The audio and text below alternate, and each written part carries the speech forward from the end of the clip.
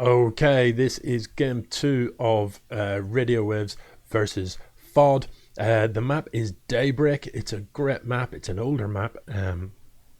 Traditionally, pretty good map for Zerg, but we'll see what goes on. Not a terrible map for Protoss, though. Plenty of kind of choke points that could be controlled with things like Colossus. However, a lot of wide open kind of engagement areas as well. So let's see what happens. You will note, if you're being extremely observant or something, that I have changed to a slightly different interface. I know, right? Pretty mental. This is the WCS 3.0 interface, and look how tasteful it is. So, bottom left, we have, of course, Fod, the Protoss player. He's got a pylon, and apparently my pylons are still just big square blocks. I don't know what that's about. Building near his mineral line, and that's a good thing. I like pylon near mineral line. It's a good thing. Once you've got your mothership core up, that can be a great defensive tool. I'd also quite like pylon here so that you can build a wall. Not that a wall helped him in the last game with Radiowaves favoring the Drop Lord and Nidusworm approach of getting stuff into his opponent's base.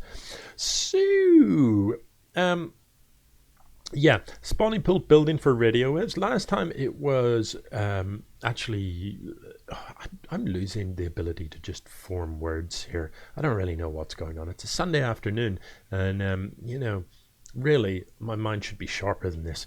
The evolution chamber was the word that I was struggling for. Last time I think he went Evo chamber first, and the Evo chamber is required to research drop lords. And it's also obviously essential for, upgrades and things like that. So this Overlord is coming into position to potentially scoot into the base and have a look around. And that's not something we've seen much of in this novice tournament, using Overlords to just go in and have a look at your opponent's base.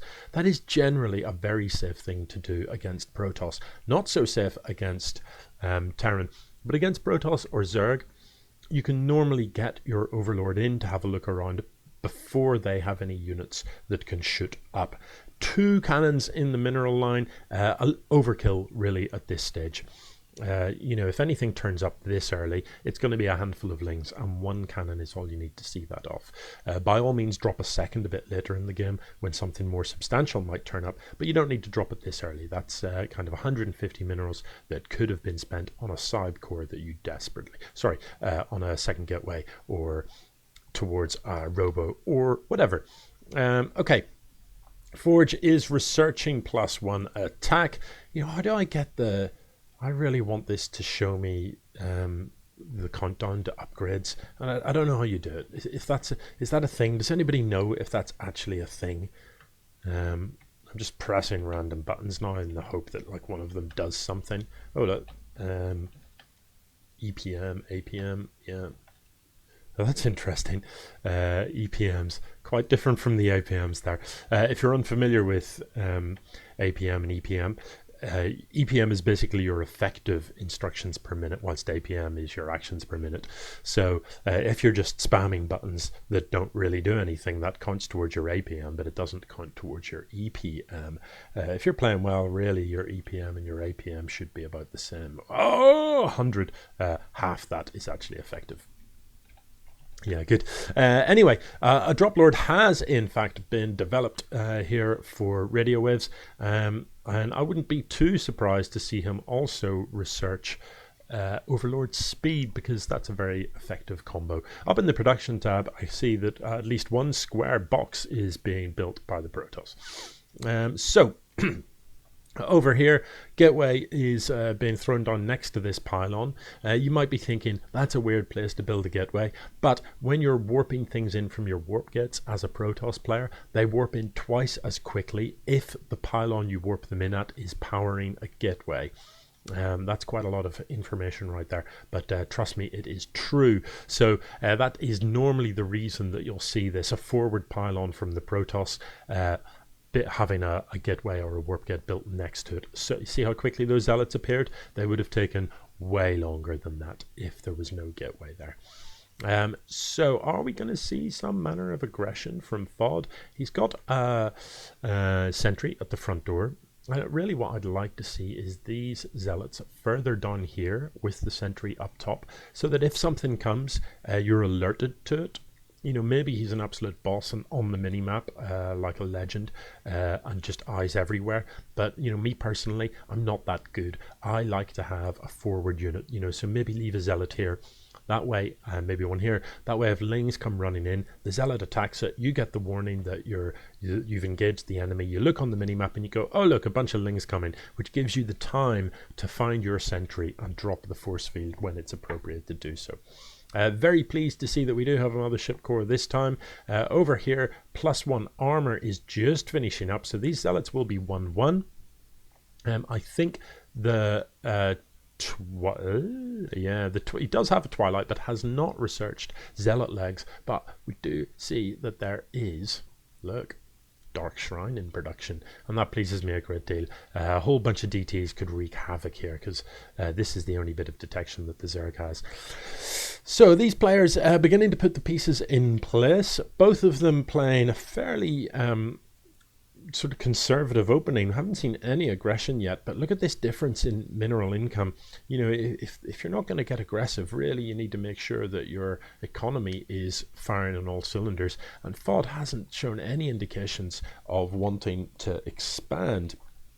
And that concerns me a little bit, because, you know, this late into the game, 6.5 minutes, no expand yet. The only time that I would consider being in that position is if I'm playing some sort of one base all in, and if you are playing a one base all in, it needs to be hitting about now, because this economic advantage that the Zerg has is really going to accelerate things shortly. You know, the Zerg at this stage can just sit back and macro like a boss, and kill his opponent by just sheer weight of numbers. Okay, 2 overseers, so flying detection is there. That means these 2 per DTs are not going to get anything done whatsoever. Something that is worth mentioning, at this stage, the only thing Radiowaves has that shoots up is this queen. You know, so if you had, so Fod should realize here that there is detection, and the sensible thing to do now with these DTs is either position them as scouts out on the map or turn them into an Archon, technically I suppose a Darkon. So the Dark Shrine is, you know, a beautiful looking thing, but unfortunately in this game isn't going to really yield anything useful. Arguably, you could park them here and you could wait for this bunch of stuff to move out. Oh, what are we going to see here? These overlords simply misrallied. Yeah, I don't know what he's going to get done here. Might be able to focus on the queen, maybe focus on a couple of workers. Not a great deal, really. Yeah, a handful of workers just slayed. So Fod must realize that this is not the way to go. Dark Templar tech is not going to work. His opponent has roaches, however, and he does have a robo. So, you know, I'd really like to see immortals being built. If you look at the army supply, reasonably even, actually in favor of the Protoss. But look how spread out this army is. You know, units over here, units over here, units in the back over here, units all the way over here. So, you know, although he has the larger army, if the Zerg was to attack, that army spread might mean that he wouldn't necessarily be able to hold an attack, because his units wouldn't be attacking as one. And anybody that's watched Gladiator knows that that is definitely the way to go into battle. As one! Look at that. There's the scores. Brilliant. Okay, some pretty close up and personal with a couple of observers there. These observers coming in and having a look. There is a spire building, and they will see that. They'll also see that this is turning into a hive. And, you know, the hive will enable the top tier upgrades. It will enable things like Ultralisks. It will enable Broodlords. It will enable, you know, some stuff. But still only on 2 bases. A Spore Crawler Bane planted firmly over there. This game is just developing a little bit slowly, really, isn't it? You know, researching, this is essentially Blink for DTs, and I'm not sure about that. Oh, this is going to be interesting. So a worker is about to come out here to try and plant and expand, and he is going to discover, much to his amazement, that there's a whole bunch of Protoss here. Yeah, that's awkward, isn't it? So what do? You have to evacuate this area. You can't hold it. You can't hold it with these units. Look, all that stuff, that's going to come and kill you. So, oh my goodness, look, stuff's happening over here and I didn't even see it. So the drop lords have come in over on this side of the map and achieved roughly nothing as far as I can tell. So that spread of units that I mentioned earlier actually did very well. I don't know how you rewind it a little bit on this interface, so I can't actually see exactly what happened there. But it looks to me that the Protoss very, very successfully held that off. So bunch of stuff moving out. Has he evacuated this area? No, but he's going to see this coming, and now is the time to evacuate. You need to get out of there. You can't hold. These force fields are kind of probably slightly helpful, but it's not going to be enough. These units are just simply all going to die. I don't know why you didn't run when this area was discovered. It was kind of fairly obvious that a whole Zerg army was going to turn up shortly and come to kill this stuff. So you're not going to be able to hold a whole army with that handful of units, so you might as well send them home to join your main army. Let's have a look at the army supplies now. As you can see, it is now substantially in favor of the Zerg. These are charge lots, and charge lots are great, and there's a huge number of them. But against roaches, you're definitely going to need more immortals, a lot more immortals. I'd also like to see, although he's lost the Dark Shrine now, so we're not going to get any more DTs in the mix. Several pylons being built. This mothership is at full energy, so it can overcharge all three of these pylons, and they will deal out a lot of damage. An overcharged pylon does 50 damage per shot, I think, but needs to drop the overcharges. Drop the overcharges. Come on, men. F click, F click, F click. Mothership, what are you doing? You need the overcharges. These units need to get involved in this. You're going to die if you don't. Finally, the pylon overcharges go down. Look how much damage they kick out. It's literally brutal.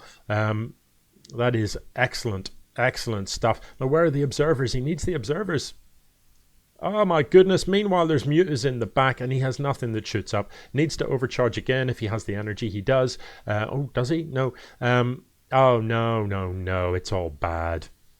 It's all bad. It's almost as bad as my observing. The amount of stuff that just goes on in the back of people's bases without me noticing is pretty embarrassing. But there you have it. So just, not enough variety of units.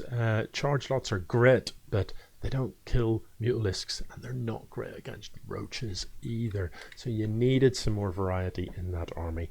And arguably, you needed to expand sooner and maybe be a little bit more aggressive. That is my observations. Yeah, so 2-0 to Radio Waves. 2-0. My goodness. GG.